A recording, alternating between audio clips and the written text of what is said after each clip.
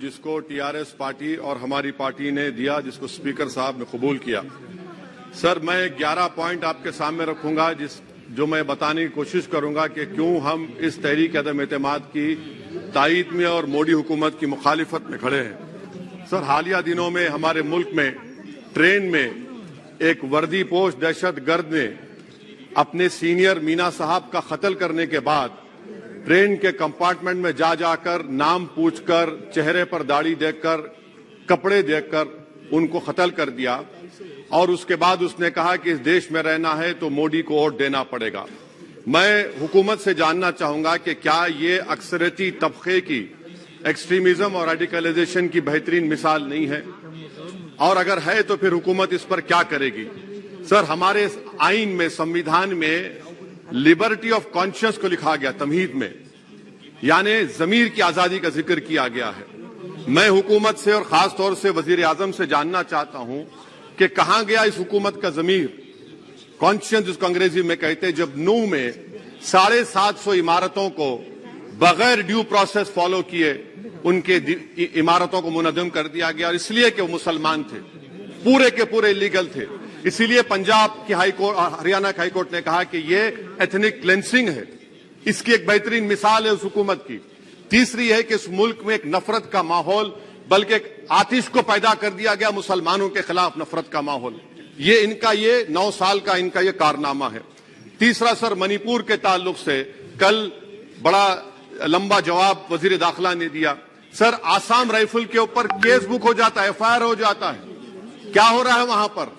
कहां गया आपका कॉन्शियस, कहां गया आपका जमीर, जब वहां की महिलाओं की अस्मत रेजी की जा रही है?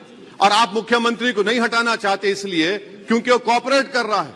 सर, मैं हरियाणा और मणिपुर के वजीर आला के लिए किसी शायर ने अच्छा कहा था कि कुर्सी है तुम्हारा ये जनाजा तो नहीं, कुछ कर नहीं सकते तो उतर क्यों नहीं जाते। आखिर कहां गया? उन ताबूतों में खो गया कि आपका कॉन्शियस, आपका जमीर, जहां पर 50,000 लोग बेघर हो गए, यानी 6 लाख हथियारों को लूटा जा रहा है। आखिर कौन सा आप इंचार्ज वहां पर हैं? सर, 14 पॉइंट हिजाब को एक मसला बना दिया गया और मुस्लिम बच्चों को तालीम से महरूम कर दिया गया। क्या ये आपका लिबर्टी ऑफ कॉन्शियंस है? कहां गया आपका जमीर? सर, अभी आपने फाइनेंस मिनिस्टर साहबा ने कहा, यहां पर डीएमके के मोहतरमा कनीमोजी ने महाभारत के द्रौपदी का जिक्र किया। मैं ये पूछना चाहता हूं, बिल्किस बानो इस देश की बेटी है या नहीं? जिस बिल्किस बानो को 11 लोगों ने रेप किया, प्रेग्नेंट थी, उसकी मां का रेप किया, उसकी बेटी को कत्ल कर दिया, उसकी मां का कत्ल कर दिया, आपने कातिलों को रिहा कर दिया। ये आपका कॉन्शियंस है? ये आपका कॉन्शियंस है? आप तो मेजोरिटेरियन पॉलिटिक्स को फरोग दे रहे हैं। सर, आज चाइना के ऊपर कोई नहीं बोलते हैं। प्रधानमंत्री मोदी ने उस वक्त 2013 में जब प्रधानमंत्री नहीं थे कहा था कि समस्या बॉर्डर पर नहीं, दिल्ली में है। अगर हम अपनी जमीन पर हैं तो डिसएंगेजमेंट क्यों कर रहे हैं? क्या आज चीन हमारी जमीन पर नहीं बैठा है? क्या आज चीन से आप बातचीत कर रहे हैं? आप डिसएंगेजमेंट कर दिए। बताइए डीएस्केलेशन, डी इंडक्शन कब होगा? मैं आपके जरिए से हुकूमत को बता रहा हूं कि अगर प्रधानमंत्री ने अहमदाबाद में शी जिनपिंग को बुलाकर झूला झुलाया था, क्या हुआ? क्या नतीजा निकला उसका? चेन्नई दिखाया, क्या नतीजा निकला? सर, इसलिए चीन पर बोलिए, चीन को उखाड़ कर फेंकिए। सर, और एक पॉइंट जिस पर मैं मुखालिफ तायीद में खड़ा हूं, हाई इन्फ्लेशन है इस मुल्क में, हाई अनएम्प्लॉयमेंट है, स्टैग्नेटिंग कंजम्पशन है। इसकी वजह से महिलाओं में हाई एनीमिया लीड कर रहा है। ये हुकूमत इसकी जिम्मेदार है। सर, कुलभूषण जाधव कहां है? पाकिस्तान में बैठा है, आप क्यों नहीं लेके आते? आप विश्वगुरु कहते हैं, कुलभूषण जाधव को भूल गए आप। कतर में 8 नेवी ऑफिसर 1 साल से जेल में हैं, आप नहीं ला सके उनको। सर, और एक चीज, 1991 का प्लेसेस ऑफ वर्शिप एक्ट इस ऐवान में पास किया गया था कि तारीख के जख्मों को नहीं खुरेदा जाएगा। आप खुरोद रहे हैं उनको। मैं आपको इंतबाह दे रहा हूं, वार्न कर रहा हूं, इस मुल्क को 90 के दहे में मत लेकर जाइए।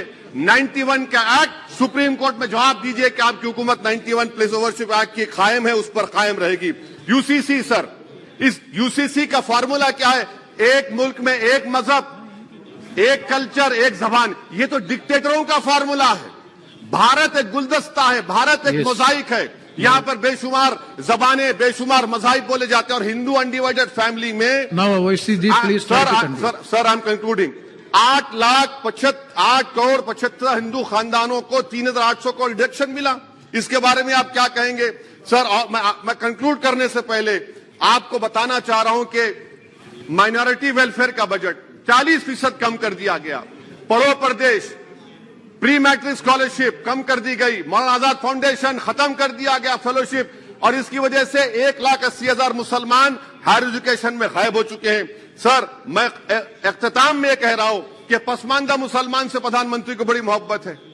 ये कौन सी आपकी मोहब्बत है पसमानदा, जो आपका एक मुसलमान मिनिस्टर नहीं है वहां पर? इखलाक से लेकर पीलू खान से लेकर अफान अंसारी से लेकर लुकमान अंसारी, मॉब लिंचिंग पूरे पसमानदा मुसलमान की होती है। पावरलूम बंद है अंसारियों के, कुरैश बरादरी का कारोबार बंद किया जाता है। स्पीकर सर, मैं कंक्लूजन में अभी कल हमारे होम मिनिस्टर ने कहा था क्विट इंडिया।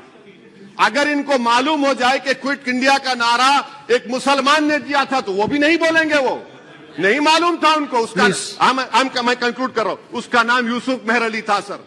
यूसुफ मेहर अली ने क्विट इंडिया का नारा बनाया, जिसको महात्मा गांधी ने सारे देश में एक पैगाम किया। मैं कंक्लूड कर रहा हूं सर, इस देश में अगर आज क्विट इंडिया करना है तो कहना पड़ेगा चाइना क्विट इंडिया। जो गौ रक्षक है जिसका नाम मोनू है, वो आपके लिए मोनू डार्लिंग बन गया है, उसको कहिए क्विट इंडिया।